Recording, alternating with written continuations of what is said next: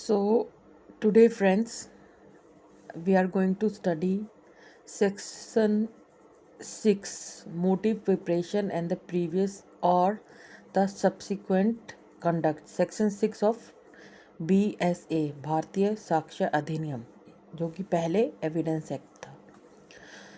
तो फ्रेंड्स, इसके अकॉर्डिंग जो है आप देख रहे हैं कि मोटिव प्रिपरेशन एंड प्रीवियस और सब्सिक्वेंट कंडक्ट ये किसके रिगार्डिंग है सेक्शन। ये रेलेवेंट फैक्ट्स की कि किस फैक्ट को हम एक रेलेवेंट फैक्ट मानेंगे जो कि सेक्शन 4 से 55 तक चलता है। तो इसमें सेक्शन 6 भी एक रेलिवेंसी इसके रेलिवेंसी के रिगार्डिंग कि कौन से फैक्ट्स जो है रेलेवेंट फैक्ट कंसिडर किए जाएंगे कोर्ट के अकॉर्डिंग। सो फ्रेंड, अगर हम इसको वन बाय वन पढ़ेंगे तो इसमें 2 सेक्शंस हैं, उसमें एक्सप्लेनेशन 1 और 2 भी है। तो हम इसको इलेबरेटली पढ़ लेते हैं। Any fact is relevant which shows, और सेक्शन 1 पढ़ रही हूँ मैं। Any fact is relevant which shows और कॉन्स्टिट्यूट अ मोटिव और preparation for any fact in issue और रेलेवेंट फैक्ट। कह रहा है कि कोई भी एनी फैक्ट इज़ रेलेवेंट, कोई भी फैक्ट जो है रेलेवेंट हो जाएगा। रेलेवेंसी का मतलब तो आप स्टूडेंट समझ गए होंगे कि कोर्ट कंसिडर करेगा। एक तो हमें पहले ही ऑलरेडी पता है, एक होता है फैक्ट और एक होता है फैक्ट इन इशू। फैक्ट्स जो है इलेबरेट करते हैं। Fact in issue is the main cause जिसकी वजह से the suit is going on, the reason why the action should be taken. तो वो होता है the reason of the case, that is fact in issue. Suppose A killed B, so this killing is a fact in issue. A killed by the help of a knife, so this information is a relevant fact, मगर fact in issue क्या है? killing. तो अब आप समझ गए होंगे fact in issue क्या होता है। Main reason of the crime, जो भी क्राइम या कंडक्ट हुआ है उसका मेन क्राइम जो होता है वो that is the fact in issue. A fact is relevant which shows और कॉन्स्टिट्यूट। तो हम जो सेक्शन 4 से लेके 55 तक जो बात की जाती है स्टूडेंट्स, वो बात की जाती है रेलेवेंसी की कि किस फैक्ट्स को हम रेलेवेंट फैक्ट मानेंगे। मतलब कोर्ट कंसीडर करेगा कि ये दे आर हेल्पफुल और relevant in finding out the main going to the मतलब reaching to the final solution of the decision of the court. तो जो भी रेलेवेंट फैक्ट होते हैं they are considered by the court. एक तो fact in issue हो गया और दूसरा हो गया रेलेवेंट फैक्ट्स, जो कि इसमें सेक्शन 6 भी उसमें से एक है। तो कह रहा है कि हम इसमें रेलेवेंसी कैसे फाइंड आउट करेंगे। A fact is relevant which shows और कॉन्स्टिट्यूट अ मोटिव और प्रिपरेशन और एनी फैक्ट इन इशू और रेलेवेंट फैक्ट। कोई भी फैक्ट जो है वो रेलेवेंट हो जाएगा जो कि मोटिव और प्रिपरेशन करता है किसकी? फैक्ट इन इशू की। फैक्ट इन इशू की का अगर हम कोई भी फैक्ट है जो कि फैक्ट इन इशू के मोटिव को डिस्क्राइब करता है या प्रिपरेशन को डिस्क्राइब करता है, वो क्या होगा? रेलेवेंट फैक्ट होगा। जैसे कि मैं आपको एग्जांपल बता देती हूँ। एग्जांपल स्टूडेंट्स हम एक्सप्लेनेशन में भी पढ़ेंगे तो उसमें आपको डिफाइन हो जाएगा। तो जैसे कि अभी तक हमने पढ़ा है कि मोटिव और प्रिपरेशन के लिए जो जो भी फैक्ट मोटिव और प्रिपरेशन डिफाइन करते हैं वो भी किसका? फैक्ट एंड इशू का, वो और या फिर रेलेवेंट फैक्ट का और फैक्ट एंड इशू को जो फैक्ट्स मोटिव और प्रिपरेशन डिफाइन करते हैं वो क्या हो जाएंगे? रेलेवेंट हो जाएंगे। जैसे कि इलस्ट्रेशन में आ जाइए आप। सी में आइए, सी में आइए। A is tried for the murder of B by poison. A का मतलब सूट चलता है तो ए जो है ट्राई को like consider to be accused for the murder and he has been tried for the murder of B। तो इसमें accused A है। The fact that यहाँ से रेलेवेंसी स्टार्ट हो रही है। The fact that before the death of B, A procured A procured poison similar to that which was administered to B is irrelevant. तो इसमें स्टूडेंट्स ये fact की जब पहले डेथ से पहले ए क्या कर रहा था, ए पॉइजन खरीद रहा था वही वाला जिससे बी मरा है, एडमिनिस्ट्रेड टू बी जो कि बी को दिया गया है, वही पॉइजन को वो खरीदता हुआ पाया गया है। तो ये जो है जो कंडक्ट है, this conduct of A is a relevant fact. इसको एक कोर्ट जो है एक रेलेवेंट फैक्ट मानेगा क्योंकि सेम पॉइजन है जो एक ए के ऊपर वैसे भी कोर्ट केस चल ही रहा है और उसके ऊपर एक फैक्ट निकल के आता है कि ए वही पॉइजन खरीदता हुआ पाया गया before the death of B. तो ये एक रेलेवेंट फैक्ट है कि ही वॉज प्रोक्योर्ड, पाया गया पॉइजन खरीदता हुआ similar to that which is administered. Procured poison मतलब खरीदा था उसने वो पॉइजन। तो एक ये खरीदना जो है उसका, this activity of A is been a relevant fact because ये फैक्ट एंड इशू से को डिफाइन कर रहा है। लाइक इसमें ये मोटिव दिख रहा है, मोटिव है ना, देखो वो जो है उसको खरीदता हुआ पाया जा रहा है। किस मोटिव से खरीद रहा है कि मोटिव हिडन है इसके अंदर। तो एक ये तो प्रूव हो गया। अब अगला पॉइंट बताया था प्रिपरेशन।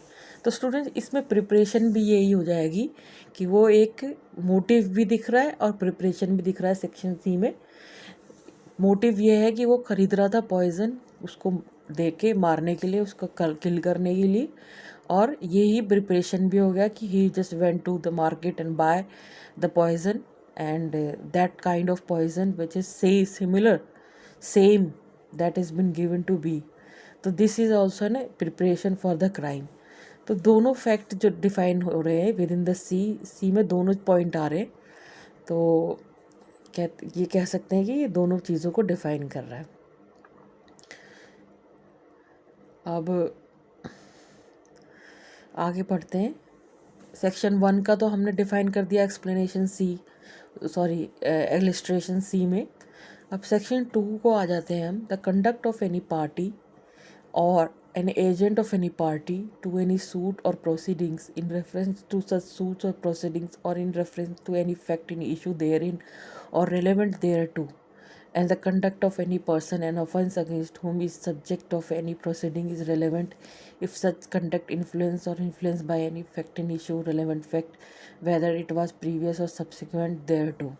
तो स्टूडेंट्स ये जो सेकंड क्लॉज है ये बात करता है प्रीवियस एंड सब्सिक्वेंट कंडक्ट की। किसके रिगार्डिंग?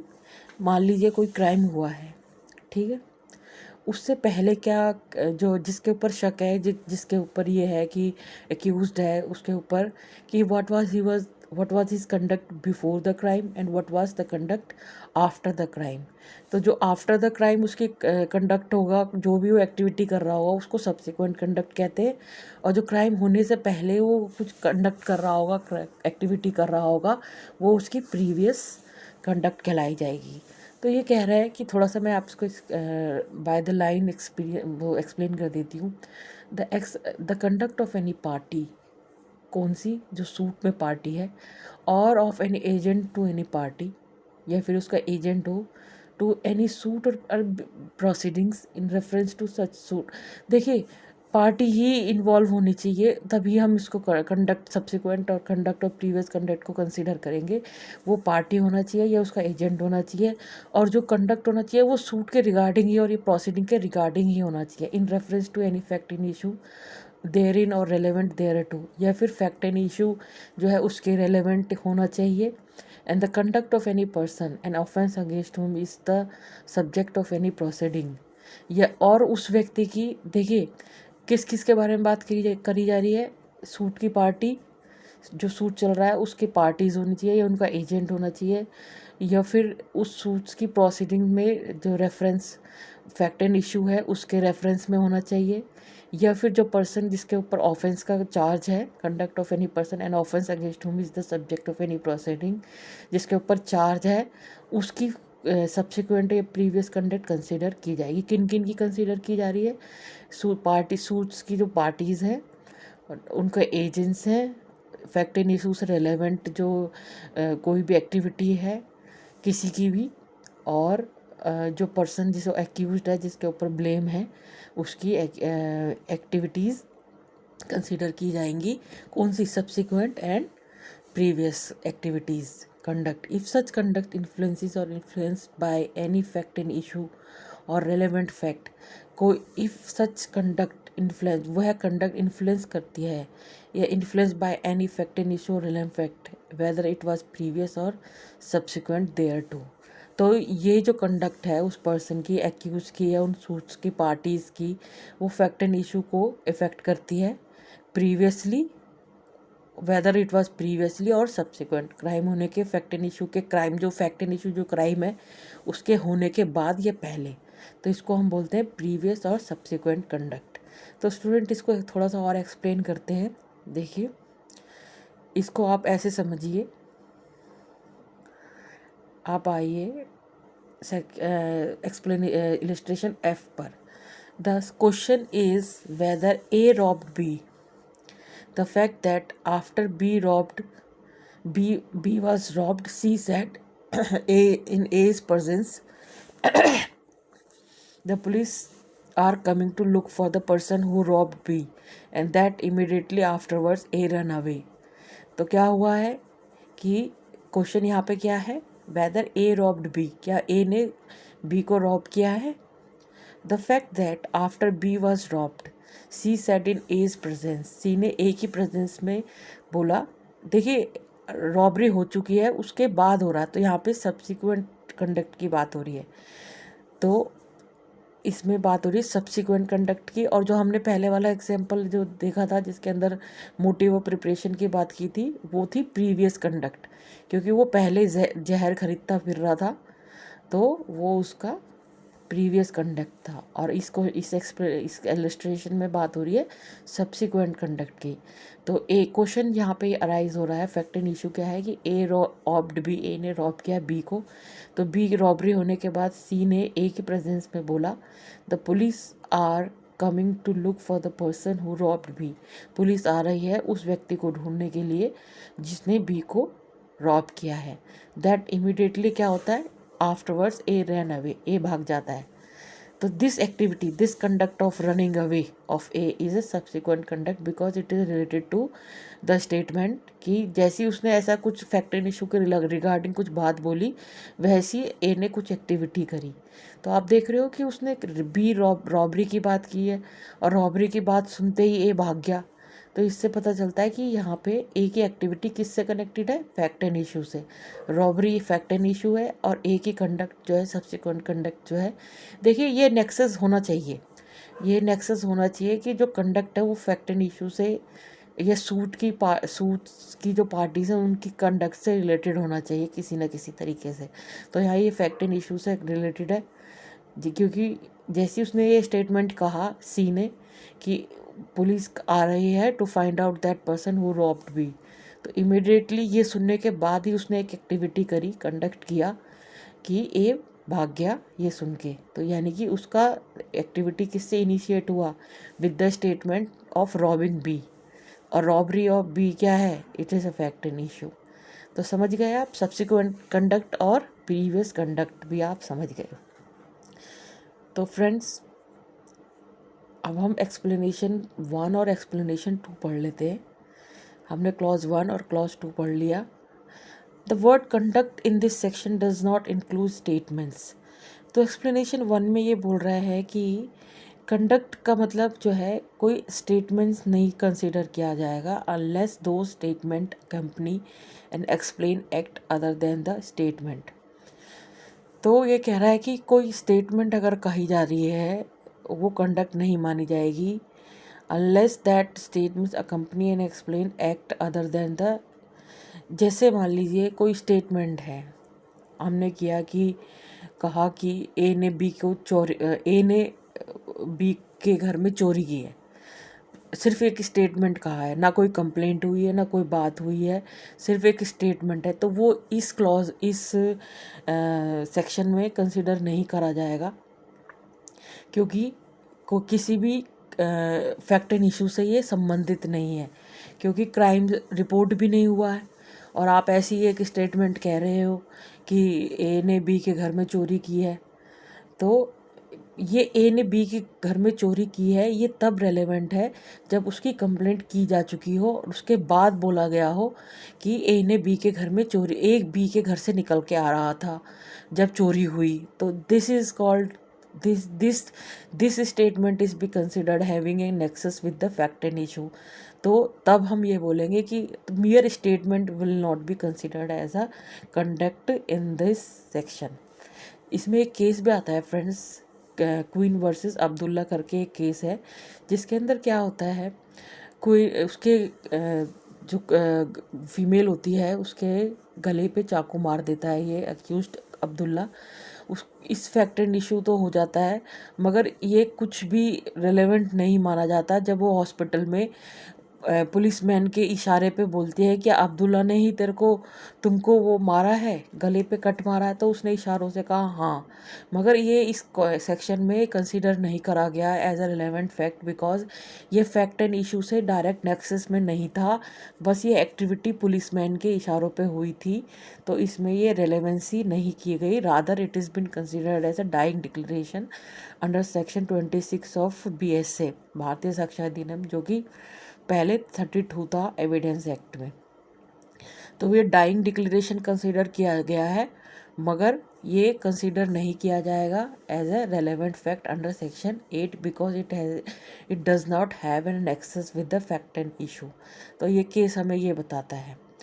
तो फ्रेंड्स एक केस और है, जैसे मैं बताती हूँ, स्टेट केस का नेम है, जस्ट अ मिनट, केस का नेम है state versus Navjot Sandhu. Friends इसके अंदर क्या होता है, टेररिस्ट की सब्सिक्वेंट कंडक्ट और प्रीवियस कंडक्ट जो है, they are been suspicious and they are been connected with the bomb blast. एक बॉम्ब ब्लास्ट होता है दिल्ली में, तो वो उसमें उसकी जो कंडक्ट्स है, वहाँ से भाग जाना, फैक्ट्स को प्रिपरेशन करके देना, उनको हेल्प करना टेररिस्ट को, तो उसकी कंडक्ट्स जो है they are in direct nexus with the fact and issue. तो इस केस में जो है उसकी कंडक्ट को कंसीडर करता है court as a relevant fact in section 6 that but queen versus Abdullah में कंसीडर नहीं किया जाता, बिकॉज वो जो एक्टिविटी थी जिसमें पुलिसमैन जो है कंसीडर कर रहा, पुलिसमैन के इशारे पे जो है फीमेल विक्टिम जो है इशारे पे हाँ ना कर रही थी केस में, that is not been, rather it is been considered as a dying declaration 26 section 26 Bharatiya Sakshya Adhiniyam, but it's not been considered as a relevant fact under section 8 because it was not in a direct nexus with the what fact and issue. Other explanation 2, friends explanation 1 को define करने के लिए मैं आपको एक illustration भी बताती हूँ, जैसे कि आइए देख लेते हैं। एक्सप्लेनेशन इलस्ट्रेशन जे पे आइए, ये this is the related to the statement explanation 1। The question is whether A was raped. Question क्या है, इशू क्या है कि ए का रेप हुआ है, एक फीमेल है।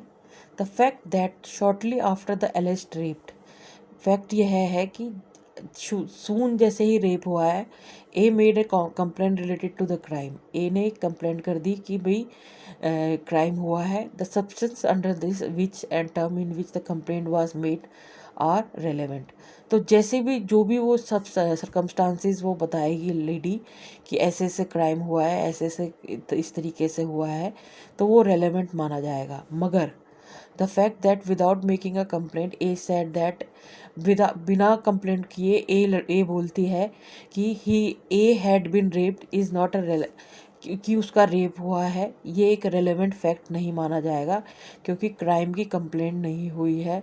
क्राइम हुआ है मगर ये सिर्फ एक स्टेटमेंट हो जाएगा विदाउट कंप्लेंट कमिटिंग, मतलब कंप्लेंट को क्राइम को सबमिट नहीं किया गया है। तो ये एक मियर स्टेटमेंट रह जाएगा कि मेरा रेप हुआ है, ऐसे करके बोल रहे हैं, ए बोल रहा है कि मेरा रेप हुआ है, कि ये सिर्फ एक स्टेटमेंट रह जाएगी, क्योंकि इसका फैक्ट एंड इशू से फैक्ट एंड इशू तो डेवलप ही नहीं हुआ, क्योंकि कंप्लेंट ही नहीं हुई है।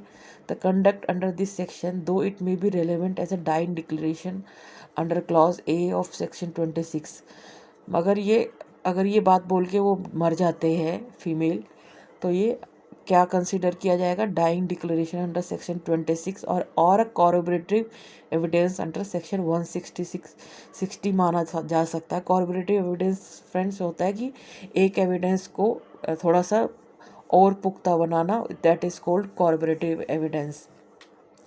तो ये कॉर्पोरेटिव एविडेंस बन सकता है, डाइंग डिक्लेरेशन बन सकता है, मगर सेक्शन 6 में एक रेलेवेंट फैक्ट नहीं बन सकता है, क्योंकि इसने दैट इज़ द मियर स्टेटमेंट करी है, जो कि that is fact and issue जो जिसकी कंप्लेंट ही नहीं हुई है, फैक्ट एंड इशू एग्जिस्ट ही नहीं करता है, तो फिर क्या नेक्सस कंसीडर किया जाएगा।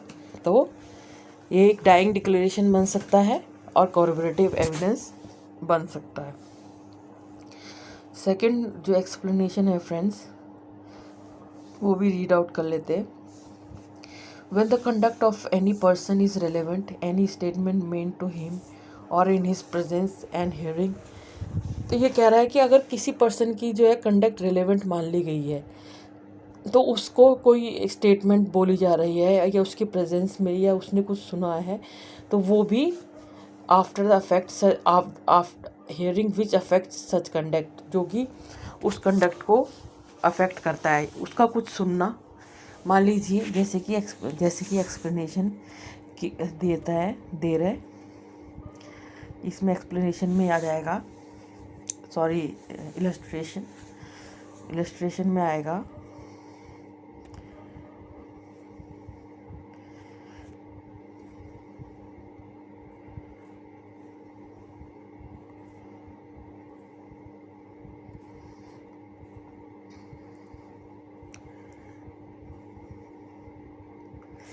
जी इलस्ट्रेशन पे आइए। द क्वेश्चन इज वेदर ए ओज बी 10,000 रुपीज़, यानी कि ए के ऊपर उधार है बी के 10,000 रुपीज़।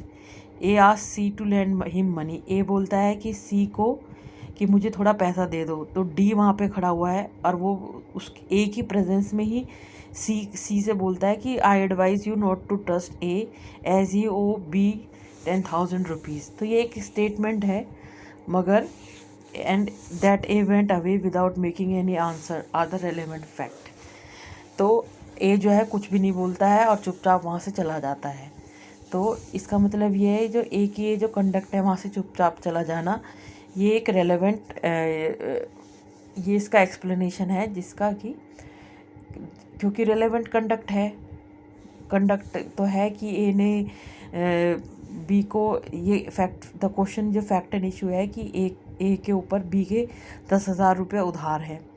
तो अब ये जो स्टेटमेंट है, I advise you not to trust A और ही ओज बी 10,000 रुपीज़, वैसे तो ये स्टेटमेंट है, मगर ये अब रेलेवेंट हो जाएगी क्योंकि ये फैक्ट एंड इशू को डिफ़ाइन कर रही है और ये उस पर्सन से रिलेटेड है, क्योंकि जिस पर्सन के ऊपर ब्लेम है, यानी कि ए से ये रिलेटेड है। तो कहने का मतलब ये है कि अगर कोई conduct when the conduct of any person is, explanation 2 पढ़ रही हूँ मैं, when the conduct of any person is relevant, अगर किसी की कंडक्ट रेलेवेंट मान ली जाती है, तो any statement made to him और इन हिज प्रेजेंस और हियरिंग, कोई भी स्टेटमेंट उसको वैसे तो मियर स्टेटमेंट मानी नहीं जाती है, मगर जब वो कंडक्ट रेलेवेंट मान ली गई है, तो उस व्यक्ति की प्रेजेंस में जिसने वो कंडक्ट करी है कुछ बोला जाता है या कुछ वो है सुनता है या उसको कुछ बोला जाता है, तो उसकी प्रेजेंस में, तो वह उस कंडक्ट से रिलेटेड, तो वह भी रेलेवेंट होता है। तो friends, this is the section 6 of BSA।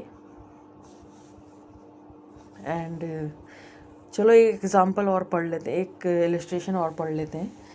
B पे आ जाइए। A sues B upon a bond for the payment of money. A B को सू करता है कि उसको थोड़ा उसका पैसा बी ने ले रखा है।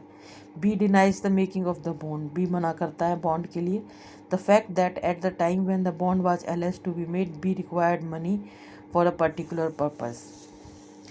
तो फ्रेंड्स इसके अंदर क्या दिखाई दे रहा है, इसके अंदर दिखाई दे रहा है बी मना करता है कि ऐसा कोई बॉन्ड नहीं है, मगर जब बॉन्ड बना था तो बी ये पाया गया था करता हुआ कि वह पैसा मांग रहा था लोगों से। तो ये जो इसका पैसा मांगना है ये दिखाता है कि ये एक क्या है, इसकी प्रीवियस कंडक्ट है। ठीक है, अब सी में आ जाइए। A is tried of for the murder of B for by the, ये तो हम कर चुके हैं। डी में आ जाइए। The question is whether a certain document is a will of A. कोई क्वेश्चन फैक्ट एंड इशू क्या है कि ये क्या कोई सर्टेन डॉक्यूमेंट विल है ए की जो डेड हो गया है। The fact that not long before the date of alleged will made inquiry into the matters to which the provisions of alleged will relate। ए पाया गया था उन्हीं जो विल में लिखा हुआ है उन्हीं प्रोविजंस के बारे में वो कुछ वकीलों से बात करता हुआ पाया गया था। He consulted advocate in reference to making the will, और वो यह भी करता हुआ पाया गया था कि वो विल बनवाने के लिए कंसल्ट कर रहा था। And that he cause draft of other will to be prepared for he do not do. उसने ड्राफ्ट भी बनवा लिया था विल का, मगर उसने उसको प्रूव नहीं किया था। तो ये सारी जो कंडक्ट्स हैं उसकी प्रीवियस कंडक्ट्स जो हैं ये दिखाती हैं कि ये ए इसकी विल हो सकती है। तो फ्रेंड्स ये हमने आज सेक्शन 6 पढ़ लिया है, जो कि डिफाइन करता है motive, preparation, previous and subsequent of the fact and issue is a relevant fact, relevancy की बात करता है। Thank you.